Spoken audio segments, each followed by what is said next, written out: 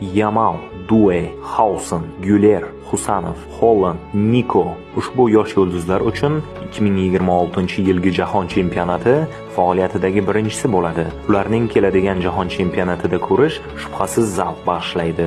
Ammo futbol yosh yulduzlarni kashf etar ekan, eskilarini olib ketadi.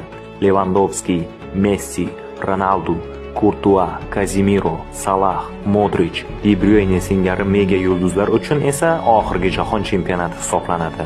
Yamal, Holland, Mbappe singari yosh yulduzlar ushbu jahon chempionatini yondirishlari aniq. Lekin baribir hech narsa avvalgidek bo'lmaydi nazarimda.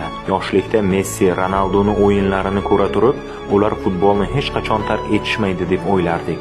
Aslida o'sha vaqt 2026-yilgi jahon chempionati tugagan kun bo'lar ekan. Har narsaning ibtidosi bo'lgani kabi intihosi ham bordir aslida. Mahsud qasas brat.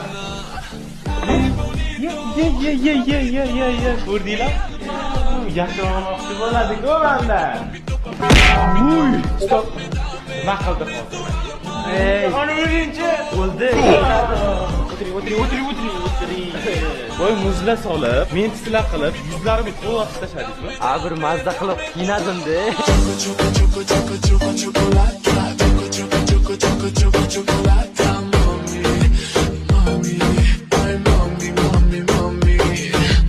Davomiy bor.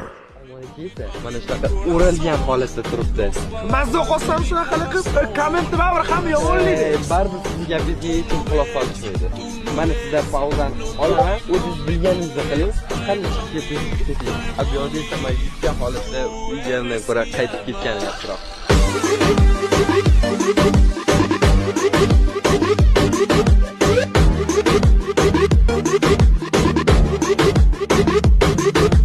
Тугади.